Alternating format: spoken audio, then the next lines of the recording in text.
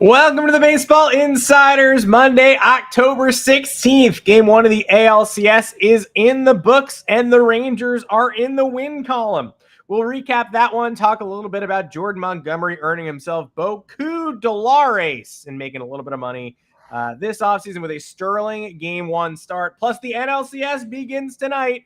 But potentially more top of mind, the Boston Red Sox still looking for a head of baseball operations. Kim Ng, who just led the Marlins to the playoffs, suddenly available. Doesn't take much to connect the dots, but we'll go deeper on Ng's departure, why the Red Sox have struggled to find the right external candidate so far, and what that search will look like moving forward. And to talk me through it all is FanSided's MLB insider, Robert Murray. How you doing, dude? I'm doing great. I'm recovered from the Eagles' loss yesterday. I was quite unhappy with that. A lot of expletives were thrown around yesterday afternoon, but we're back. Got plenty of information for you guys today, which is always going to be a good thing, and some stuff that definitely has not been reported yet. So I'm ready to dive into it. Adam Weinrib, first of all, how are you doing? I'm good. Let's get right into it. I guess stuff that's been unreported, like what was going through Jalen Hurts' mind when he threw a game-ending interception instead of just converting a third down up 14-12, stuff like that. That too soon. God, I don't want to get triggered on the podcast. Well, the Niners went down to no more undefeated teams. Nobody rubbing it in your face. Now it's just time to get back down to business for the Birds, and Jalen Carter will be back. Exactly. Jalen Carter is going to be back. Lane Johnson is hopefully going to be back pretty soon. So I mean, everything is trending in the right direction. Although they got the Dolphins coming up, not good. That could be tough. That could be really tough. But let's talk some baseball. I can't talk about the Birds right now. We'll pick up the Birds. We'll put it at the end of the show too. We'll get started though on the topics at hand. But first, thank you so much to our sponsor today, Bet365. For partnering with the podcast for a new offer for the MLB postseason. If you are a baseball fan and a new user who does not have a Bet365 account, register with our code BASEBALLIN. Users who register with that code are now eligible to receive $150 in bonus bets. All you have to do is deposit the $10, place a $5 wager on any game. Once that first bet settles, you will receive $150 in bonus bets, even if you lose. Just make sure to use the code BASEBALLIN when you sign up. I would have needed those bonus bets yesterday. I would have put all my live bet money on the Astros when Aroldis Chapman came in to face the heart of the order with Altuve on base and nobody out, but I would have been wrong, so I would have used those bonus bets as insurance. By using the code BASEBALLIN, you not only receive the $150 in bonuses, you will also be directly supporting the podcast. So if you've not signed up for Bet365, join with the code BASEBALLIN. Place that first bet today. This offer is only available to new customers who are 21 plus and physically present in legal gambling states. Please remember to always gamble responsibly. Check the episode description for the full terms of the offer to see if you qualify, and join us in the Discord if you're looking for another way to support the podcast between the shows. That's the best place to do it. A lot of people joining us on the stream today. A lot of people I think would enjoy themselves if they were in that Discord as well, with access to Robert and I between shows to ask questions, to get the scoops before the show airs, or to just rub in Eagles losses if they do drop another game along the way. The Discord is the easiest place to do that. Don't do that. Be nice to Robert. He's letting you in on stuff. Don't make his life a living hell. And Justin, we play Immaculate Grid from time to time. There's an Immaculate Grid tab and conversation in the Discord that, frankly, I should make better use of, and I will moving forward. Robert, where do you want to start? Do you want to start with the strange Red Sox GM search, or the circumstances of Kim Ng's departure? Because both do feel interconnected all of a sudden this morning as the narrative sort of flips. Yeah, it's been with the Red. I'll start with Kim Ng here for a second here. Yeah, that is the bomb that dropped today that sort of changes the whole equation. Yeah, because people were asking me about that throughout the league, like even within like the last couple of weeks, and there was no indication whatsoever that like she was not going to return to Miami. I thought that was basically a foregone conclusion in that she'd end up being signed to a new deal. But quietly behind the scenes, ownership there in Miami had been looking to hire somebody that was going to be above her. And they broached that idea with her.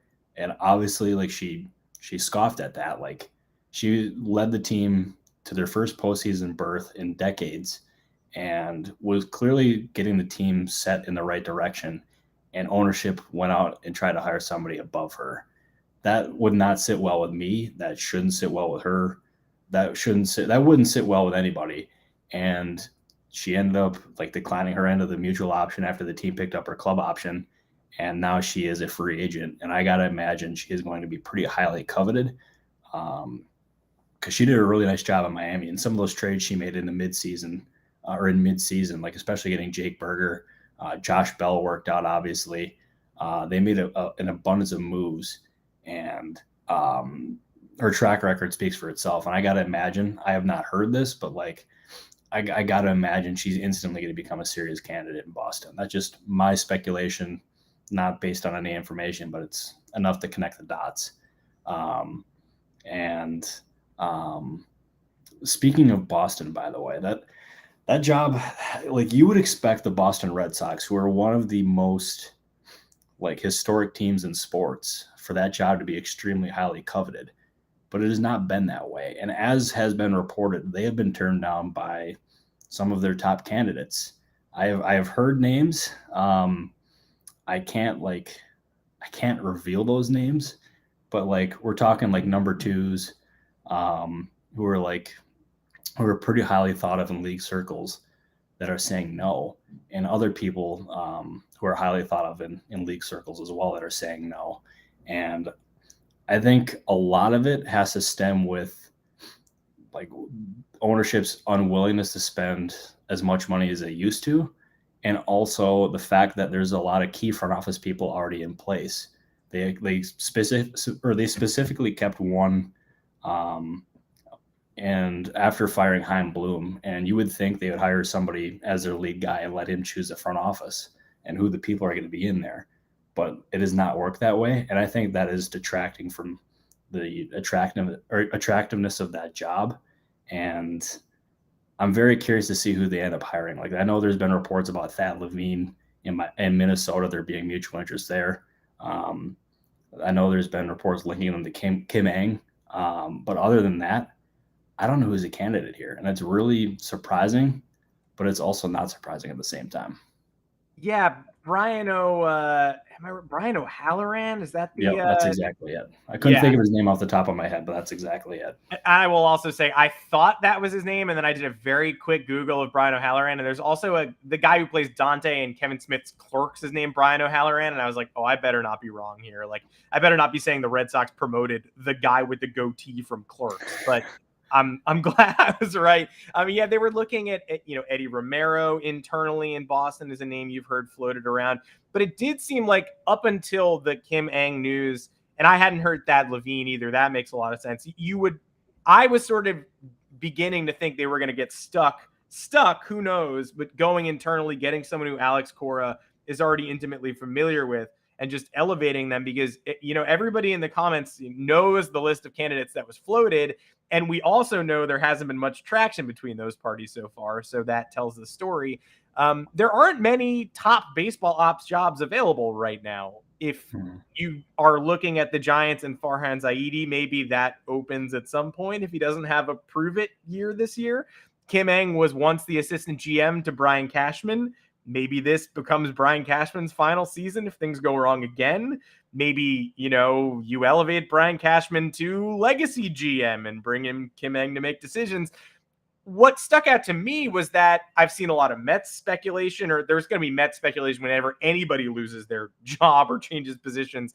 But if she didn't want to be under a new hire in Miami, why would she want to work under David Stearns in Flushing?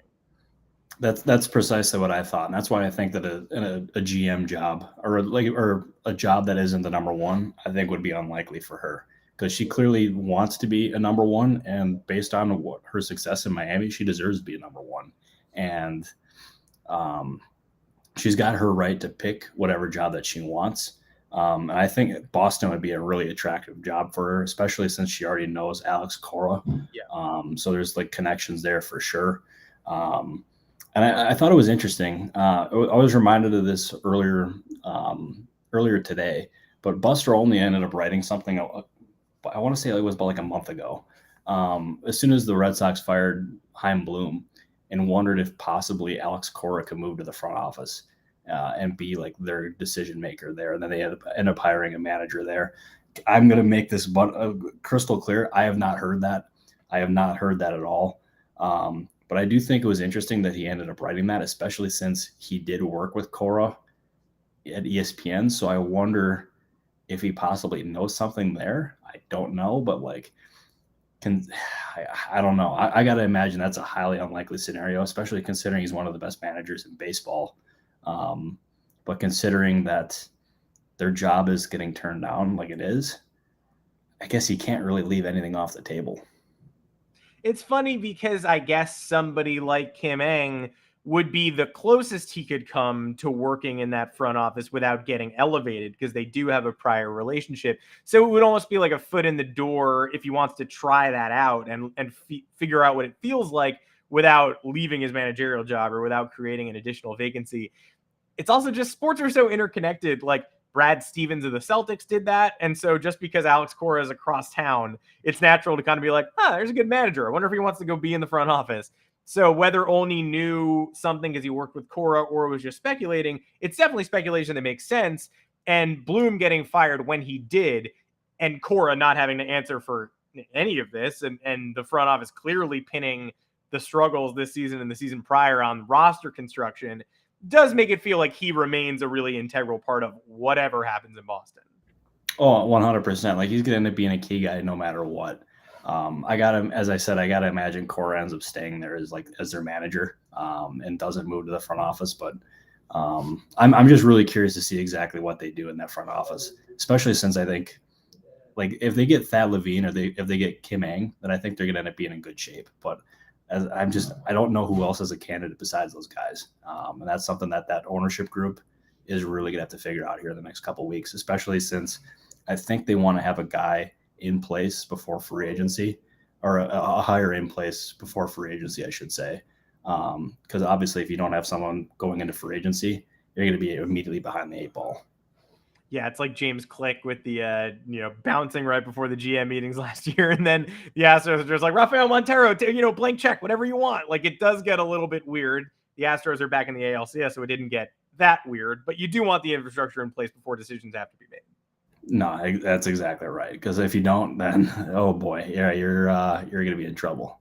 Yeah, Brian O'Halloran will be making choices, and yes, I do mean the guy from Clerks, the actor, not the Red Sox assistant GM. Yeah, and also it's funny too, because like the same thing kind of happened to the Astros last year. Mm-hmm. Is they ended up they fired James Click right after winning the World Series, and they entered the start of the offseason, and they had one of their assistant GMs making the decisions and making the signings and negotiating the deals. And some of those signings didn't exactly work out. And that's why having like that number one decision maker, like the unquestioned one, is so important for any organization. Are there any other potential lead jobs that you like? I don't think feels like it would be hard to envision any opening up now, but is there anybody else that maybe someone like Kim Ng, if she took a year off, could be eyeing who's on the hot seat for next offseason? I don't know, it might be way too soon to speculate, but I just wonder. Yeah, I think we're probably too soon to speculate on that one, because maybe the Yankees. Maybe, but someday. Yeah, so like someday it's got to become available, but like, that to me would be probably the biggest job possibly. Maybe the Padres if the team continues to trend in this direction. But man, Padres are an interesting team, man. A really interesting team. There's, I don't know. I'm trying to track some stuff down with them. I have been very unsuccessful in doing that, but really interesting team. Really interesting. Yeah, last time we were talking, we were like, man, the Bob Melvin thing, like, what, does this smell normal? Like, do you think this smells like a finished deal? Like dried ink? Does it smell like dried ink? And now we're still kind of in limbo there, I guess. I don't know. You know exactly what I was going with there. Yeah. It's just a well-known hand gesture at this point. Yeah, because like I'll tell you, like I was convinced, and I'm still kind of convinced that Bob Melvin would be a great fit for the Giants. And I don't know if it's possible if he could get out and go to the Giants, but he knows Farhan Zaidi from their time in Oakland. I don't know. Stranger things have happened. It was a similar kind of situation when Melvin left the A's a couple of years ago to go to San Diego. Like it was on nobody's radar, and all of a sudden, just like boom, he ended up going to the Padres. So I mean, AJ Preller is on the record in saying that Melvin will be back. So I mean, you got to take him for his word, but I still think Melvin would be a great fit for the Giants. Well, we'll follow this thread as the offseason continues. The Red Sox search gets crazier and crazier. Let's talk a little on-field baseball because we did, after several days off, I forgot baseball was out there. I forgot about it over the weekend. I was watching, college football, and then boom, Sunday night, Astros home game to start at the ALCS. I was like, to be fair, I've seen this before. I think I'll probably just wait till the NLCS starts. I don't think I really need to watch the Minute Maid Park games. Best of luck to Jordan Montgomery. But yeah, I've watched this, and then all of a sudden, Montgomery dominates. Yordan Alvarez strikes out 3 times against Jordan Montgomery. The Astros do not play to run. Even Aroldis Chapman keeps them off the scoreboard as a Jose Altuve base running blunder helps erase a runner in the 8th. Still, though, the undisputed star of this game, props to Montgomery, is going to earn himself a big free agent deal this offseason, but Evan Carter is the name on everybody's lips after this game ends. Oh, 100%. And as it should be. Like we're talking about a guy who he looks like he's going to end up being one of baseball's next stars if he's not already there already. And for a Rangers team, they have an abundance of veteran players. They have Jordan Montgomery. They have Max Scherzer coming back now. Their offense is led by Corey Seager and Marcus Semien, who are 4 veteran players who are really, really good. And then they have that infusion of young talent that's led by Carter. And like they are set up to not only win now, but long term, especially having Carter there. And also the pitching that they have as well. It's just an impressive roster overall. And it's why going into this series, I felt like they were the favorite over the Astros. And game 1, they flexed their muscles. I know Yordan Alvarez was ill. Yeah. Clearly not at 100%, but like that team is really difficult because they can beat you pitching and they can also beat you with offense. And it's basically it makes them such a difficult out. And now they have Scherzer coming back. And I'll tell you, going back to Montgomery for a second, the way that he's pitched since being traded to St. Louis last year, did really well in St. Louis. He has picked up right where he left off in Texas. And also in this postseason, we're talking about a guy who's probably like the number 2 starting or left-handed starting pitcher on the market. And he's going to get paid, like really paid. And you look at Blake Snell is probably going to have a contract that starts with a 2. Montgomery might not be very far behind. And considering that when the Yankees traded him because they felt like he wasn't going to be on their playoff rotation, or that was one of the reasons why. Yeah. And you look at him a year and a half later, it's stunning. And he's deservedly like known now and like regarded as one of the best pitchers in baseball. And he is going to be very highly compensated in the offseason. Look, there's a degree of luck to pitcher wins. We all know that. But Jordan Montgomery, who Brian Cashman did say the Yankees did not believe he would be a member of their postseason rotation if he'd stayed in the Bronx last year, is now unbeaten across 5 outings in the postseason total, 4 starts. He had 1 playoff start for the Yankees in 2020. 4 innings, saved the ALDS for 1 more day, extended the ALDS against the Rays so that they could lose the next day. That was very kind of him. But since going to Texas, he made 1 outing in the Cardinals last year, pitched well, acquitted himself well in the wild card series.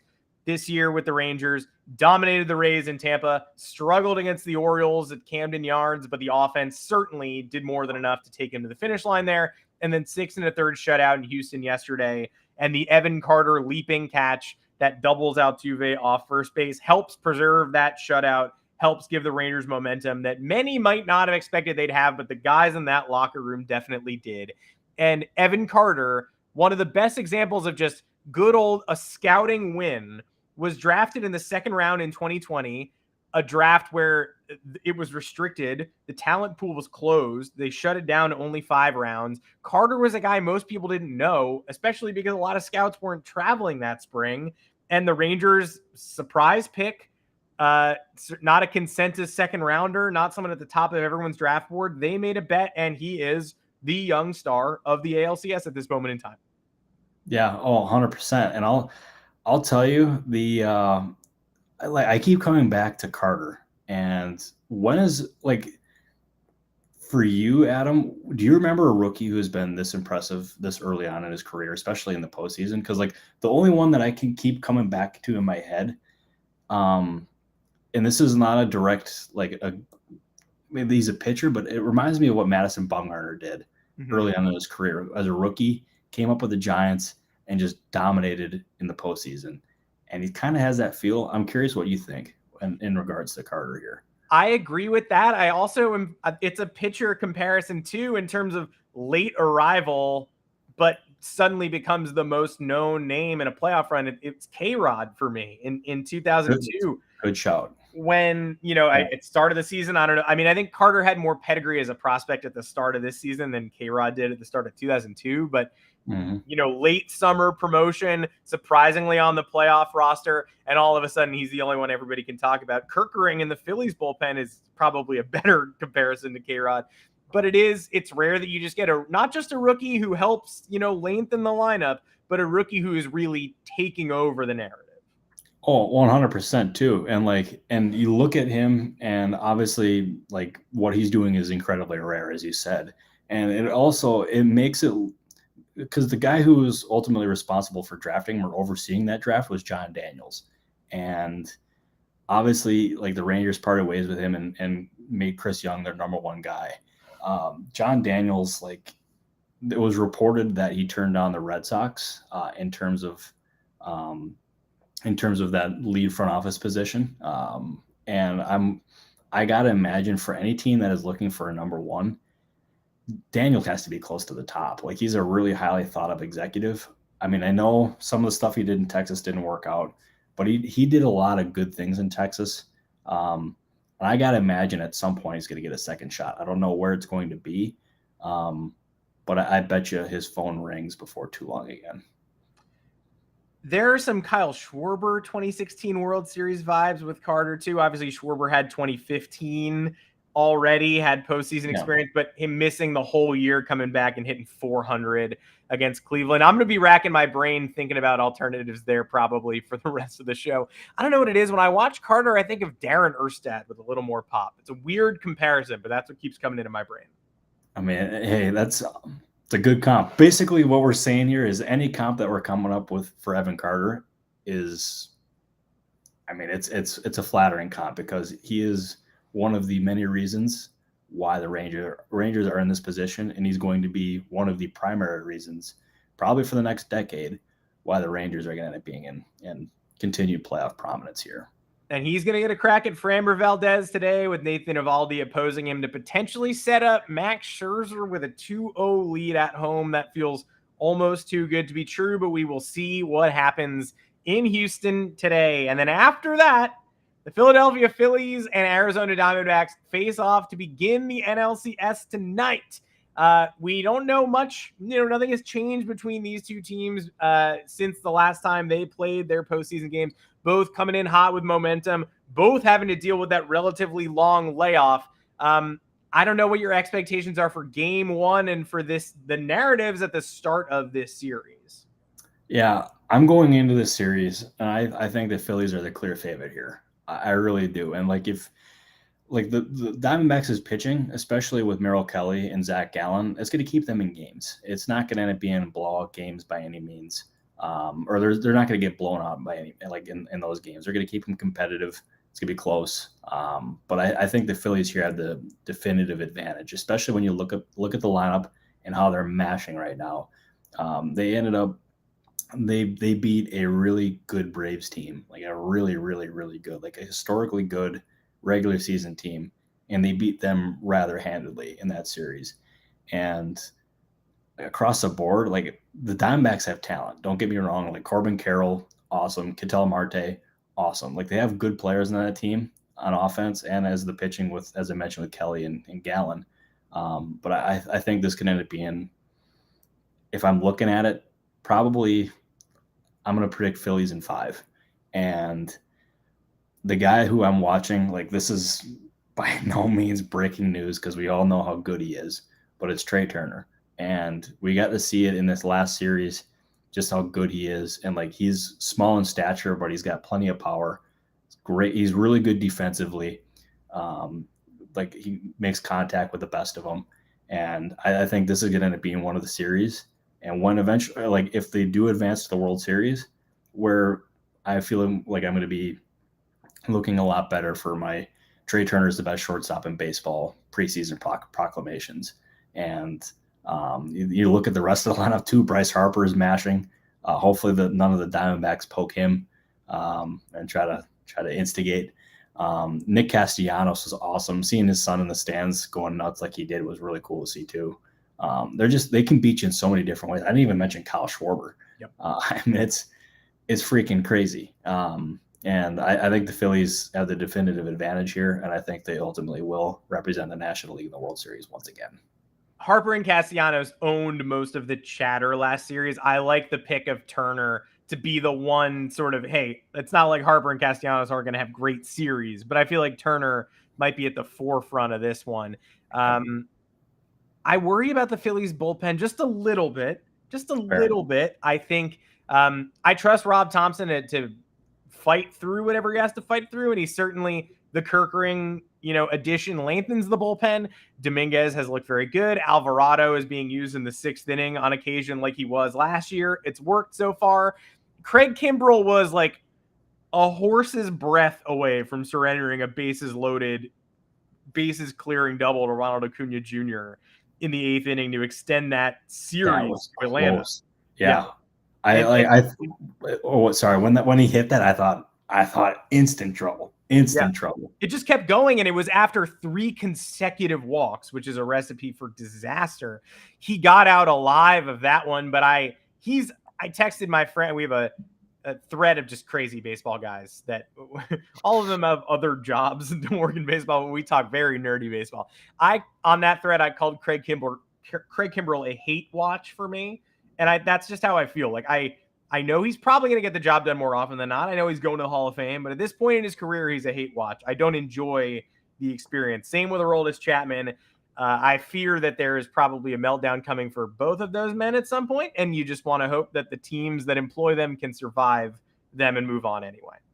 Yeah, because I'll tell you, when you have a guy strictly for the 9th inning, you want to make sure like he doesn't you want to have full confidence in him.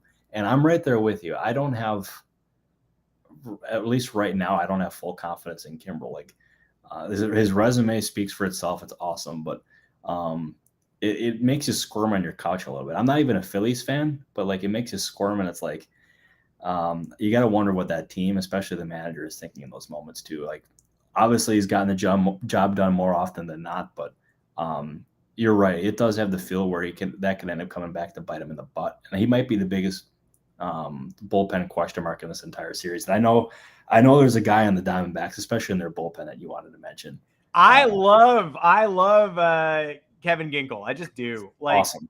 Look, he's riding that tightrope a little bit too. Last series, you look at in 4 1/3 innings this postseason so far, the whip is 1.38. That's not what you want, but no runs allowed, 8 whiffs, 4 1/3, 70 Ks and 65 1/3 with just a 2.48 ERA this season. Somehow ends up with a 9-1 record. I love reliever 1 loss. Like, it's just such a crapshoot. But hey, you know what? 9-1 goes in the books. 29-year-old with a nasty fastball, 22nd round pick out of Arizona back in 2016, has established himself at the back end of this D-backs bullpen. I think a lot of people last round and in Milwaukee woke up to Andrew Saalfrank, basically going, I've never heard of this person, and he's getting out of the most important jams with what looks like slop lefty stuff to me. Like, somebody explain this.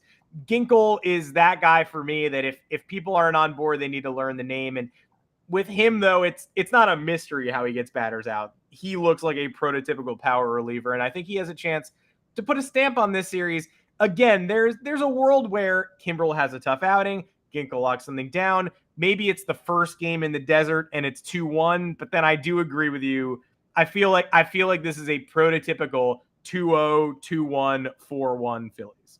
Yeah, that's exactly the kind of feel that I got too. And if the Diamondbacks are able to get it to 6 or 7 games, that'll be insanely impressive. And especially if they come out of this and win this series, because I think everybody and their mothers and anybody under the sun that is not in Arizona is kind of basically penciling the Phillies into this thing. And maybe the Diamondbacks prove us wrong. They have the talent to do it, but I just believe in the Phillies right now. And I've said it since the Trey Turner thing. They have the feel, and I think it's ultimately going to end with them being in the World Series. That's my feel. Yeah, this is not anti-Diamondback sentiment. I just don't think the Phillies are going to let this one go this year. So we'll see. But they were close last year, and it feels like they're not going to let another opportunity slip. Couple more quick things that I feel like we should touch on just before we sign off, because of the way that this chat usually goes. I know we've probably got some Brewers fans watching, and since we last spoke, Brandon Woodruff, the injury that knocked him out of the postseason has only worsened. He underwent surgery, will more than likely miss the entirety of the 2024 season. All of the trade speculation we've talked about with Corbin Burnes and Willy Adames, there is probably a little piece of emotional reaction in the back of the Brewers' mind that's like, without Woodruff, do we believe in this team? Like, are we more likely to all of a sudden trade Adames, trade Burnes, tear it down to its foundation? But there's too much there to just give up on a season before it begins. And I feel like that's what you're hearing and feeling as well. Yeah, like that injury for them is devastating. And Woodruff is one of the better right-handed pitchers in the National League. And the Brewers are built on pitching and defense. And Woodruff was a key part of that. And if there's one thing I know about their owner, Mark Antanasio in Milwaukee, is that he wants to compete. And with Woodruff now likely gone for the entire 2024 season, I got to imagine this makes a Corbin Burnes trade highly, highly unlikely. And like, obviously they're going to pick up the phone, they're going to listen. And if they're blown away with an offer, then they're going to have to take it. But they had flexibility this offseason with a healthy Woodruff. And I thought trading Burnes was a realistic option for them, because if we're being honest, I don't see a single scenario in which Burnes returns to Milwaukee. I think no matter what, he'll leave. He won't be pitching for, like, I don't believe he'll be pitching for the Brewers in 2025. He has set himself up for a lucrative payday as a free agent. And if there's one thing you know about his agent, Scott Boras, is he seeks top dollar. And the Brewers, a small market team, are not going to be able to offer him that. And that is why I thought a trade was going to be like pretty possible. But now I don't think they're in a position now where they can trade him, because they don't have the high-end pitching depth to overcome it anymore. And that really can kind of complicate their future outlook as well. Because if you look at it, like, possible you trade him at, like, if you trade him now, a team that acquires him would have a full season of control, which is really valuable. You trade him at the deadline, you're talking about a 2 or 3 month rental. And if you lose him as a free agent in the offseason, all you're going to get is a qualifying offer, and you're going to end up getting a draft pick in return. That the Brewers could have had themselves a lucrative haul. I don't think that's likely anymore. I think it's pretty likely that they hold on to him, possibly looking to trading him at the deadline. But the thought of losing him for a draft pick is tough. It's really tough. And that's a reality that I think the Brewers right now are going to have to face internally. There might be that weird internal vibe then of, I don't want to talk too much Giants football because they make me gag, but last night the New York Giants lost that football game in part because driving at the end of the first half in Buffalo, they're around the 10, 15-yard line. It seems like they'll easily have a field goal to end the half at the very least. Maybe they get into the end zone.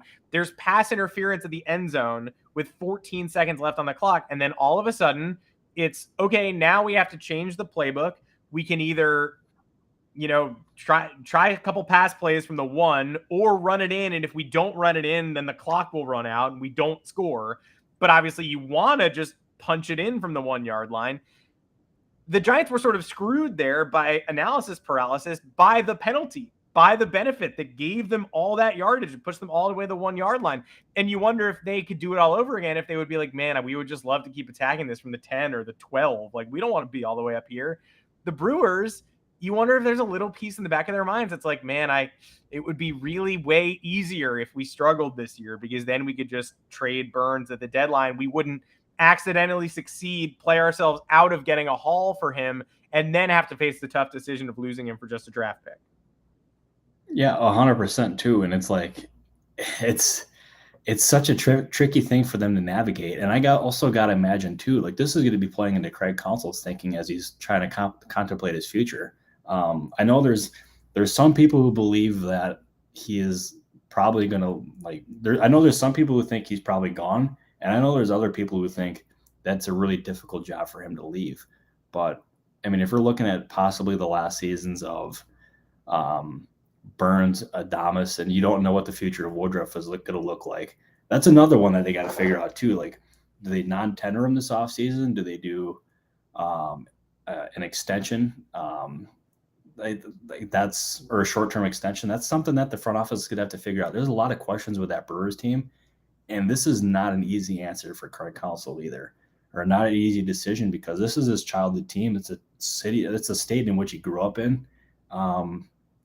And this was basically his dream job.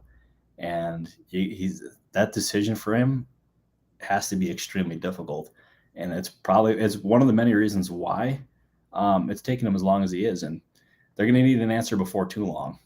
So I got to imagine it's coming sooner rather than later. But there's a lot of layers to that one for Counsell. And I'm glad I'm not the one who has to make that decision.